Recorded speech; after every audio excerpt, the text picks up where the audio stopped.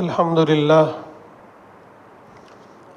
لله نحمده ونستعينه ونستغفره ونؤمن به ونتوكل عليه ونعوذ بالله من شرور أنفسنا ومن سيئات أعمالنا من يهده الله فلا مضل له ومن يضلله فلا هادي له وأشهد أن لا إله إلا الله وحده لا شريك له وأشهد أن سيدنا ومولانا محمدًا عبده ورسوله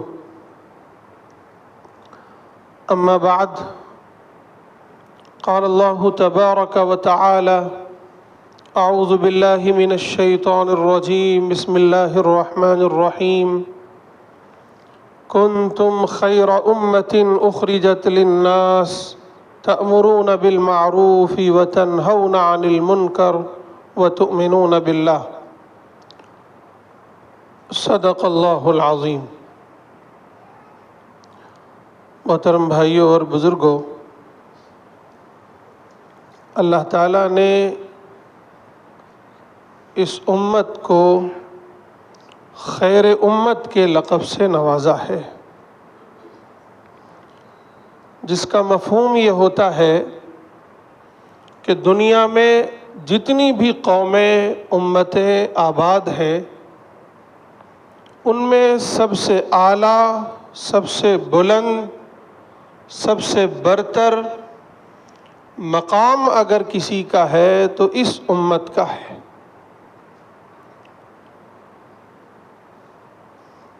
اللہ تعالیٰ ارشاد فرماتے ہیں کنتم خیر امہ، تم سب سے بہترین امت ہو۔ ایک جگہ فرمایا وَكَذَلِكَ جَعَلْنَاكُمْ أُمَّةً وَسَطًا، ہم نے تمہیں ایک امت وسط بنایا ہے۔ وسط کے دو معنی ہوتے ہیں، ایک معنی ہے درمیانی کے، اعتدال کے، کہ تم ایک معتدل امت ہو، ایک درمیانی امت ہو۔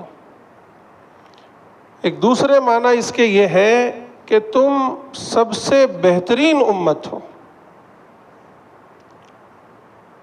تمہارا مقام سب سے بلند ہے۔ ایک جگہ فرمایا هُوَ اجْتَبَاكُمْ، تمہیں اللہ تعالیٰ نے چن لیا ہے، تمہارا انتخاب کر لیا ہے۔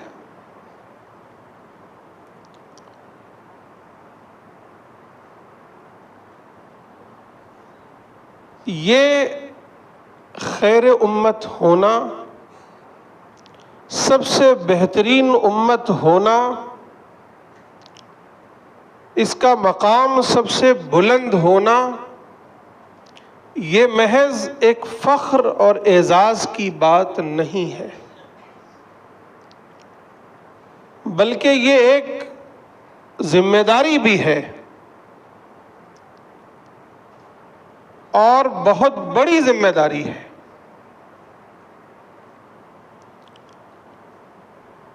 اس لیے کہ اللہ تعالیٰ نے یہ جو مقام ہمیں اور آپ کو عطا فرمایا ہے، اس امت کو یہ جو مقام عطا فرمایا ہے، اس کا ایک خاص سبب ہے۔ وہ سبب یہ ہے کہ اس کے کاندھوں پر اللہ تعالیٰ نے بڑی عظیم ذمہ داری ڈالی ہے، بڑی عظیم ذمہ داری، وہ ذمہ داری جو تاریخ میں انبیاء کرام علیہم السلام کے کاندھوں پر تھی۔ انبیاء کرام علیہم السلام کی ذمہ داری کو اس امت کے کاندھوں پر ڈالا گیا ہے۔ رسول اللہ صلی اللہ علیہ وسلم پر ختم نبوت کا فیصلہ کر دیا گیا، اور وہ جو نبوت و رسالت کی ذمہ داری تھی، وہ جو رسپانسبلٹی تھی تمام انبیاء کی، وہ رسپانسبلٹی اس امت کے کاندھوں پر ڈالی گئی ہے۔ وہ ذمہ داری کیا ہے؟ دو اہم ترین ذمہ داریاں ہیں۔ ایک ذمہ داری یہ ہے کہ یہ امت پوری دنیا انسانیت کے لیے ایک مثالی امت بن جائے، ایک آئیڈیل امت بن جائے۔ اور دوسری ذمہ داری یہ ہے کہ وہ اسلام کے پیغام کو، اللہ کے دین کو، انبیاء اکرام علیہم السلام کی تعلیمات کو دنیا کے ہر انسان تک پہنچا دے، اس میں کوئی کمی بیشی نہ کرے۔ یہ دو اہم ترین ذمہ داریاں اللہ نے ہمارے اور آپ کے کاندھوں پر ڈالی ہیں۔ لیکن افسوس، اس وقت جو امت مسلمہ کی حالت ہے، اس سے آپ واقف ہیں، انتہائی ناگفتگی حالات ہیں۔ وہ امت جسے اللہ نے خیر امت کا لقب دیا تھا، جتنی امتیں قوم آباد ہیں ان میں سب سے اعلیٰ مقام عطا کیا تھا، سب کے لیے ایک مثال بنایا تھا، ایک آئیڈیل امت بنایا تھا، آج اس کی حالت یہ ہے کہ وہ ذلت و رسوائی اور پستی کی انتہا کو پہنچ چکی ہے، ہر لحاظ سے۔ سیاسی اعتبار سے جو حالت ہے وہ تو ہر شخص جانتا ہے، محسوس کرتا ہے، اس پر کوئی بات کرنا بیکار ہے، کیونکہ وہ تو سب جگ ظاہر ہے۔ جو ہماری اندرونی صفات ہیں، ہماری اندرونی خوبیاں ہیں، جن کی وجہ سے ہم دوسروں کے لیے ایک آئیڈیل، ایک مثال بن سکتے تھے، ان کی حالت بھی بہت خراب ہے۔ ہمارا سب سے امتیازی وصف ہمارا ایمان ہے، اللہ پر ایمان، اس کے رسول پر ایمان۔ رسول نے جو باتیں بھی ہمیں دی ہیں، بتائی ہیں، ان تمام باتوں پر ایمان۔ یہ پہلا امتیازی وصف ہے۔ اس ایمان کی حالت کیا ہے؟ ہم اور آپ اندازہ کریں۔ ہمارا یہ ایمان اس کنڈیشن کو پہنچ چکا ہے کہ یہ ایمان ہمیں گھر سے مسجد نہیں لا سکتا۔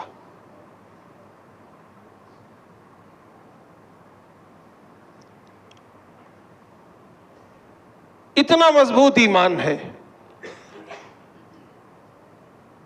یہ امانت داری پر آمادہ نہیں کر سکتا، یہ سچ بولنے پر آمادہ نہیں کر سکتا، یہ وعدہ وفا پر آمادہ نہیں کر سکتا، یہ سچائی پر جم جانے پر آمادہ نہیں کر سکتا۔ اس ایمان کی یہ کیفیت ہے۔ اس کی وجہ یہ ہے کہ ہم اور آپ رسمی مسلمان بن کر رہ گئے ہیں، رسمی ایمان والے بن کر رہ گئے ہیں۔ مسلمان گھر میں پیدا ہوئے، اسی ماحول میں پلے بڑھے، لا الہ الا اللہ محمد الرسول اللہ پڑھتے رہے، اپنے آپ کو مسلمان اور ایمان والا کہتے رہے۔ جب کبھی ضرورت آئی تو ایمان اور اسلام کے نام پر کھڑے ہوتے رہے، نعرے بھی لگاتے رہے، لیکن اس ایمان کی جو حقیقت ہے اس سے کوسوں دور رہے۔ یہ جو ایمان خدا کے فضل سے، اللہ کی رحمت سے مل گیا تھا، بغیر کسی محنت کے مل گیا تھا، ہم نے اس پر محنت نہیں کی، ہم نے اس پر اپنا وقت صرف نہیں کیا، ہم نے اس کے لیے کوئی جدوجہد نہیں کی، کوئی قربانی نہیں پیش کی، جس کی وجہ سے نہ اس ایمان کی قدر و قیمت ہے اور نہ ہی اس ایمان کی حقیقت سے ہم واقف ہیں۔ یہ ایمان وہ طاقت ہے کہ جس بندے کے اندر یہ گھر کر جائے، جس کے اندر اپنی آن بان شان کے ساتھ آ جائے یہ ایمان، پھر اسے وہ اس بات پر تک آمادہ کر دیتا ہے کہ ایک طرف اگر اس کی جان جاتی ہو تو جائے، لیکن وہ اپنے ایمان سے، اپنے یقین سے کوئی سمجھوتا نہیں کرتا۔ اللہ کے نبی صلی اللہ علیہ وسلم نے فرمایا کہ وہ شخص، ایمان کا مزہ وہی شخص چکھ سکتا ہے، ایمان کا لطف اسی کو آ سکتا ہے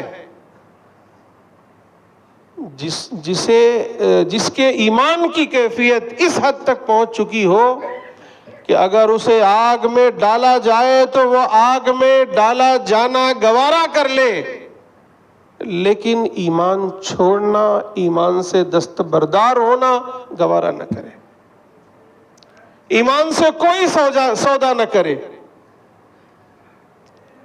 لیکن میرے بھائیوں، ہماری اور آپ کی کیا کنڈیشن ہے، کیا صورتحال ہے، اندازہ لگائیے۔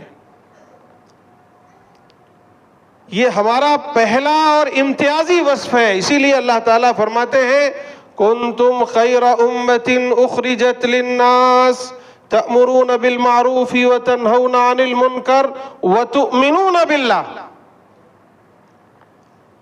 تمہاری بنیاد یہ ہے کہ تم اللہ پر ایمان رکھتے ہو، تمہارا یہ یقین، یہ اعتماد ہے کہ سب کچھ جو ہوتا ہے وہ اللہ سے ہوتا ہے، یہ ساری کائنات ایک طرف ہو، ساری حکومتیں، ساری بادشاہتیں، ساری سلطنتیں ایک طرف ہوں، ساری فوجیں ایک طرف ہوں، اور آپ کا ایمان ایک طرف ہو کہ مجھے اللہ پر ایمان رکھنا ہے، مجھے اللہ پر بھروسہ ہے کہ اگر میرے اللہ کی مرضی نہ ہوئی، میری اللہ کی مشیت نہ ہوئی تو یہ ساری بادشاہتیں مل کر میرا کچھ بگاڑ نہیں سکتی۔ یہ ہے ایمان، ایمان کی کیفیت۔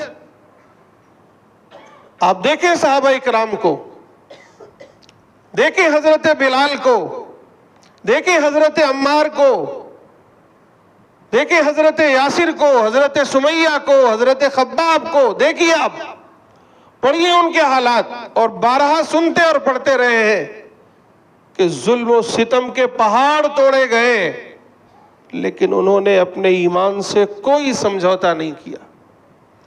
تپتی ہوئی ریت پر لٹایا گیا، لیکن ایمان سے کوئی سمجھوتا نہیں کیا۔ حضرت سمیہ کو بے دردی سے ابو جہل نے شہید کر دیا، لیکن آخری دم تک انہوں نے اپنے ایمان سے کوئی سمجھوتا نہیں کیا۔ یہ پوری تاریخ بھری پڑی ہے انبیاء اکرام علیہ الصلاۃ والسلام، ان کے سچے ایمان والوں، اور پھر صحابہ اکرام، اہل بیت کی قربانیاں دیکھیں آپ۔ کیا چیز تھی جو انہیں اس قربانی پر آمادہ کرتی تھی؟ وہ ان کا ایمان تھا۔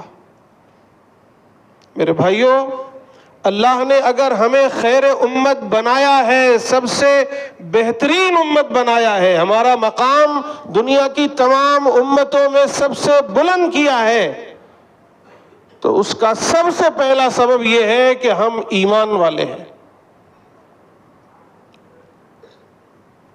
اور ایمان کا تقاضا یہ ہے کہ پھر زندگی کا ہر عمل اللہ کے حکم کے مطابق ہو جائے۔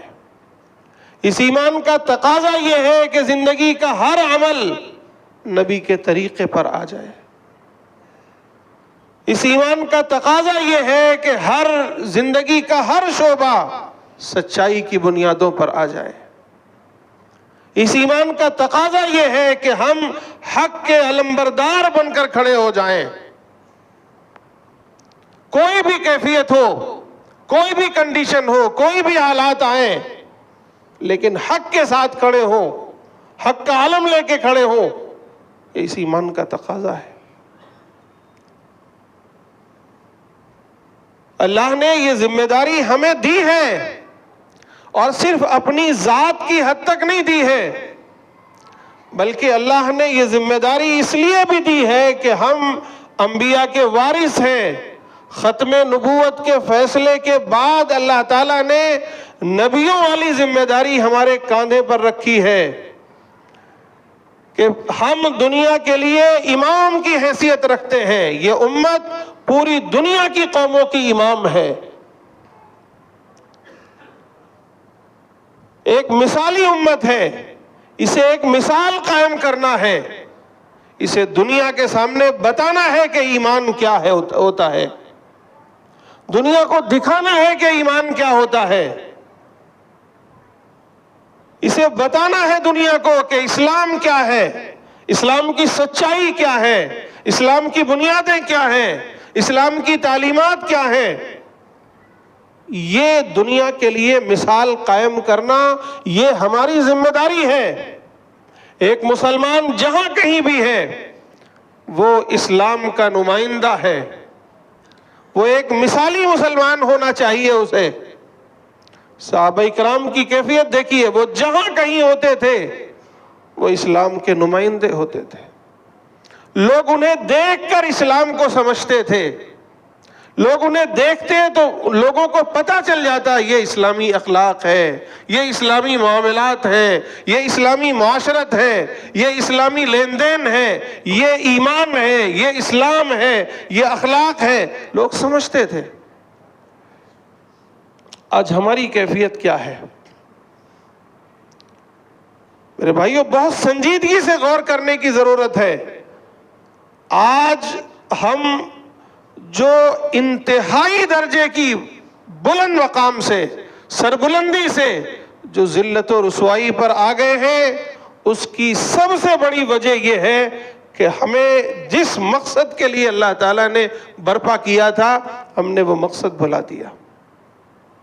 اللہ نے ہمیں برپا صرف اس لیے نہیں کیا تھا کہ ہم ایمان والے ہیں گھر میں بیٹھ جائیں، ہم ایمان والے ہیں اپنی مسجدوں تک محدود ہو جائیں، ہم ایمان والے ہیں اپنے مدرسوں تک محدود ہو جائیں۔ نہیں، اللہ نے ہمیں ایک مثالی امت بنایا ہے، ہم اور آپ دنیا کے لیے ایک مثال قائم کریں۔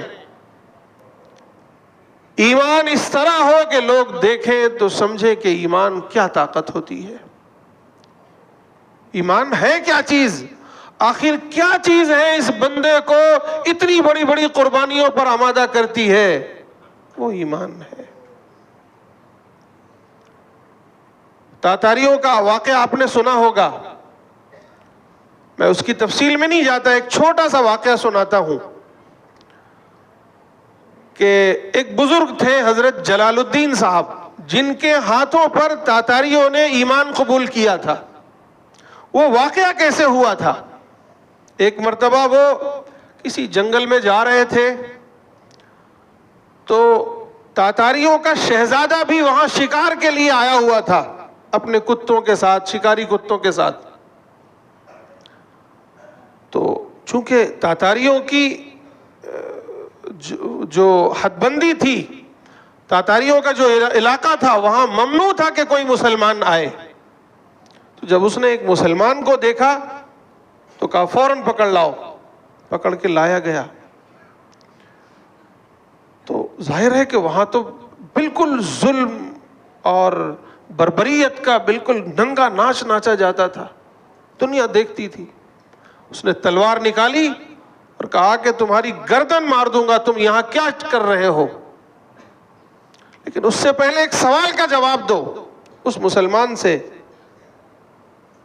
اس شہزادے نے ایک سوال کیا کہ پہلے ایک سوال کا جواب دے دو، اگر تم نے سوال کا صحیح جواب دیا تو میں تمہاری جان بخش دوں گا۔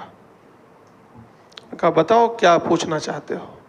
اس نے کہا کہ دیکھو بتاؤ، یہ میرا شکاری کتا ہے اور سامنے تم ہو، تم بہتر ہو یا یہ میرا شکاری کتا بہتر ہے؟ اس نے سوچا کہ جو بھی کہیں گے اس کا جواب میری تلوار ہے، اگر کہیں گے کہ کتے سے بہتر ہیں ہم تو میرے کتے سے تم بہتر ہو، اس پر بھی تلوار چلے گی۔ اور اگر کہہ دیا کہ کتے سے تو بدتر ہوں، تو جب کتے سے بدتر ہو تو تمہیں جینے کا حق کیا ہے؟ تلوار سونت کے رکھی اس نے۔ ان بزرگ نے جو جواب دیا وہ جواب ہم سب کے لیے بھی ایک بہترین نصیحت ہے۔ انہوں نے جواب دیا کہ دیکھ شہزادے، اگر میرا خاتمہ ایمان پر ہو گیا تو میں صرف اس کتے سے نہیں بلکہ تم سے اور تمہاری پوری فوج سے بہتر ہوں، لیکن اگر میرا خاتمہ ایمان پر نہیں ہوا تو میں اس کتے سے بھی زیادہ بدتر ہوں، میری کوئی حیثیت نہیں ہے۔ اس بات نے شہزادے کو چونکا دیا۔ اس نے کہا یہ کیا بات ہے، یہ ایمان کیا چیز ہے بتاؤ۔ اب انہوں نے بتایا ایمان کیا چیز ہے۔ اس نے ان کی جان بخشی، جو کچھ اس کے پاس تھا ہدیہ تحائف دیے اس نے، اور ایک رقعہ لکھ کے دیا کہ یہ لو، ابھی تو میں صرف ولی عہد ہوں، شہزادہ ہوں، ابھی میری تاج پوشی نہیں ہوئی ہے، جب میری تاج پوشی ہو جائے گی تب مجھے میرے پاس آنا یہ رقعہ لے کر، تب میں تمہیں اس کا جواب دوں گا اور میں اپنے پورے دربار کے ساتھ ایمان قبول کر لوں گا۔ خیر وہ بزرگ چلے گئے، وہ بھی آ گیا۔ ادھر کچھ دنوں کے بعد ان بزرگ کا انتقال ہو گیا۔ انتقال ہونے سے پہلے انہوں نے اپنے صاحبزادے کو وہ رقعہ دیا اور کہا کہ وہ غالباً وہ تیمور تھا، اگر وہ تیمور جب تخت نشین ہو تو اس کو لے جا کر کے دینا۔ اب زمانہ گزر گیا، کچھ دنوں کے بعد وہ تخت نشین ہوا تو یہ صاحب گئے، وہاں کہیں داخلہ ہی نہ ہو۔ تب انہوں نے ایک ترتیب نکالی کہ بادشاہ کے محل کے پیچھے ایک پہاڑ تھا، وہاں سے زور زور سے اذان دینا شروع کی۔ جب اذان دی انہوں نے تو اس کو لگا کہ یہ کون ہے صبح صبح میری نیند خراب کر رہا، پکڑ لاؤ اس کو۔ اور ان کو چاہیے تھا کہ یہ دربار میں کسی طرح حاضر ہو جائیں، تو اب وہ جا کر کے انہیں پکڑ کے لایا گیا۔ جب لایا گیا اس نے پوچھا کہ تم کیا شور مچا رہے ہو ہمارے محل کے پاس، ہماری نیند خراب کر رہے ہو؟ تو اس نے کہا بادشاہ سلامت، ہم آپ سے ملنا چاہتے تھے، بہت دنوں سے میں چکر لگا رہا ہوں لیکن کوئی اندر آنے نہیں دیتا ہے، آج میں نے یہ ترتیب نکالی۔ بولے کیوں ملنا چاہتے ہو؟ تب انہوں نے اپنے تھیلے سے وہ نکالا وہ رقعہ اور کہا کہ دیکھو یہ آپ نے کسی کو لکھ کر دیا تھا؟ ہاں میں نے دیا تھا، مجھے یاد آیا فلاں صاحب کو۔ وہ کہاں ہے؟ ان کا وہ میرے والد صاحب تھے، ان کا انتقال ہو گیا ہے، اب یہ رقعہ انہوں نے مجھے دیا ہے، آپ تک پہنچانا ہے۔ خیر اس نے کہا ٹھیک ہے ٹھہرو۔ اس نے فوراً آواز لگائی اپنے درباریوں کو، سب کو بلا لاؤ۔ سارے درباری آ گئے، پورا دربار بھر گیا۔ تو اس نے کہا کہ دیکھو آج میں ایک بات تم سے کہنا چاہتا ہوں، تم لوگ میری بات جو کچھ میں کہوں گا اسے مانو گے؟ سب نے کہا کیوں نہیں، ہم مانیں گے۔ جب سب سے پکا اقرار لے لیا تو اس نے کہا کہ دیکھو میں ایک اللہ پر ایمان لاتا ہوں، اس کے رسول پر ایمان لاتا ہوں، اور آج میں اپنے اسلام کا اعلان کرتا ہوں۔ تم میں سے کون کون میرا ساتھ دیتا ہے ورنہ میں تلوار سے اس کی گردن مار دوں۔ یہ اس کا کہنا تھا کہ وہ درباریوں نے زور سے اللہ اکبر کی آواز لگائی۔ انہوں نے کہا کہ ہم تو کب سے تیار تھے، صرف آپ کے ڈر کی وجہ سے رکے ہوئے تھے۔ ہوا یہ تھا کہ جو لوگ گرفتار ہو کر، جو لوگ غلام بنا کر، جو لوگ باندی بنا کر آ گئے تھے، انہوں نے دھیرے دھیرے ان کے ایمان نے وہاں اثر کیا تھا۔ تو میرے بھائیوں یہ ایمان ہوتا ہے۔ آج ہمارا ایمان کہاں ہے؟ خود ہماری کیفیت کیا ہے؟ یہ وہ لوگ تھے جنہوں نے اب اس گئے گزرے زمانے میں بھی، جب امت کی پوری حالت خراب تھی، تاتاری ہر جگہ انہیں نیست و نابود کرنے پر تلے ہوئے تھے، گردنوں کی گردنیں اڑایا کرتے تھے، ایسے ماحول میں ایسے نیک بندوں نے کام کیا اور اس کا نتیجہ یہ ہوا کہ اقبال کی زبان میں کہ ہے آیا یورش تاتار کے افسانے سے، پاسباں مل گئے کعبے کو صنم خانے سے۔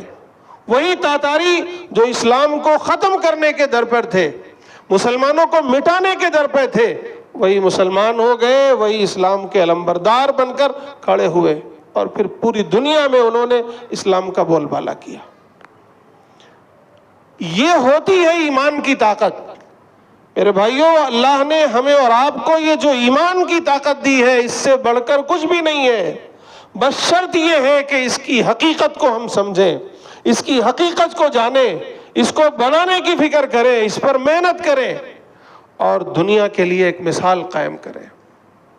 میرے بھائیوں، اللہ نے ہمیں اور آپ کو مثالی امت بنایا ہے۔ زندگی کے ہر شعبے میں ہمیں دنیا کے سامنے ایک مثال قائم کرنا ہے۔ آپ میں سے کتنے تاجر ہوں گے، کتنے نوکری پیشہ ہوں گے،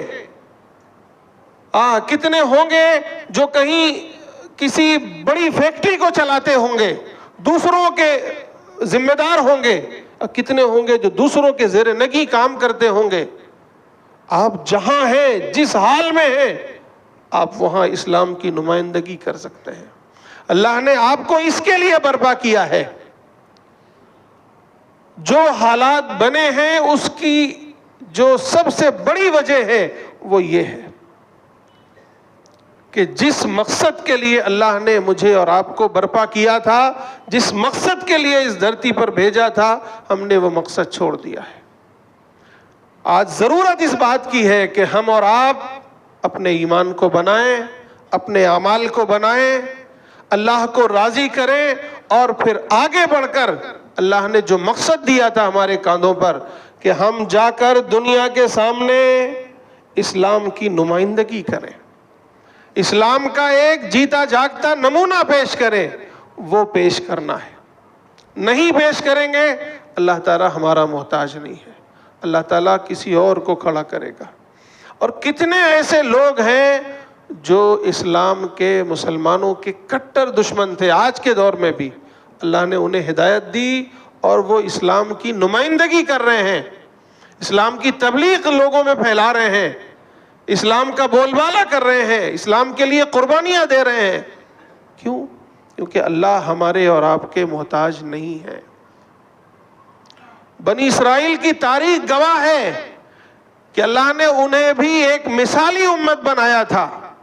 جب بھی ان میں زوال آیا، اللہ نے دوسروں کو ان پر مسلط کیا۔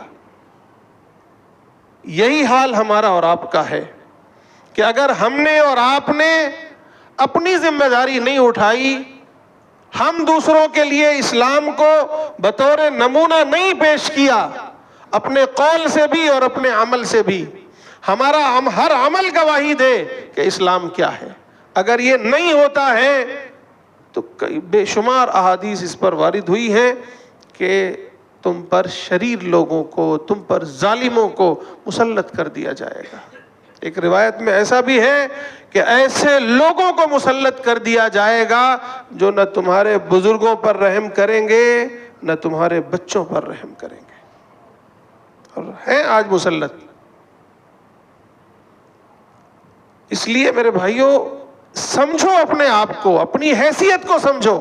آپ عام آدمی نہیں ہیں، آپ ایک اسپیشل امت کے افراد ہیں، آپ خیر امت کے افراد ہیں۔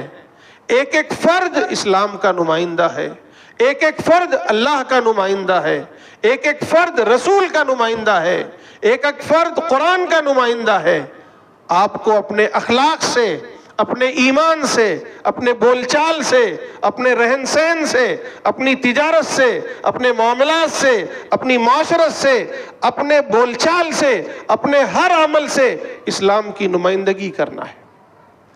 آپ کو لوگوں میں عملاً پیش کرنا ہے، بتانا ہے لوگوں کو کہ اسلام کیا ہے۔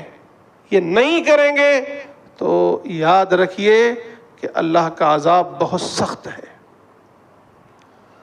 اللہ دوسروں کو مسلط کر دے گا تم پر، اللہ کسی اور سے کام لے لے گا۔ اللہ ہمارے اور آپ کے محتاج نہیں ہے۔ کریں گے انشاءاللہ؟ کیا کریں گے؟ سن کر چلے جائیں گے؟ ہمارے جو نوجوان ہیں، جو بڑے بوڑھے ہیں، جو جہاں ہیں، سمجھیے اس کو، یہ معمولی ذمہ داری نہیں، یہ انبیاء والی ذمہ داری ہے۔ آپ اگر صرف آپ جھوٹ بولتے ہیں تو آپ صرف جھوٹ نہیں بولتے، آپ پوری امت کی نمائندگی کرتے ہیں۔ آپ کہیں بے ایمانی کرتے ہیں تو صرف آپ بے ایمانی نہیں کرتے، پوری امت کی نمائندگی کرتے ہیں۔ آپ کسی کی بہن بیٹیوں کو چھیڑتے ہیں، کسی کے ساتھ زیادتی کرتے ہیں تو صرف آپ نہیں کرتے، پوری امت کی نمائندگی کرتے ہیں۔ آپ کسی کے ساتھ دھوکہ کرتے ہیں، آپ کسی کے ساتھ ملاوٹ کرتے ہیں، آپ کہیں کم تولتے ہیں، آپ کہیں کم وزن کرتے ہیں تو یہ صرف آپ نہیں کرتے، پوری امت کی نمائندگی کرتے ہیں، پوری امت بدنام ہوتی ہے۔ سمجھیے آپ اس کو۔ اللہ تعالیٰ مجھے بھی آپ سب کو بھی عمل کی توفیق نصیب فرمائے۔